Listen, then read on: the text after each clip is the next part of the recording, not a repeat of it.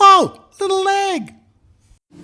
Yeah, and actually, even in a conversational pattern, if you ever want, gentlemen, listen to the way your wife or your girlfriend talks to you. They use what's called meta-language. They actually use a different language than men. Their mothers have taught it to them for over 6,000 years. A woman, if she wants a man to do something, what she'll do in the Cambridge pattern, she'll work out what the man wants, frame that up in the first part of the sentence, and when he buys into that, she'll get back what she wants as the component. Just listen to how it's done, okay? Like a woman will say, if you want to go to the pub, why do you go to the pub with the friends? The guys go, great, listen, while you're out, honey, if you drop by the grocery store, you might pick up some milk. What did the guy hear going to the pub with his mates?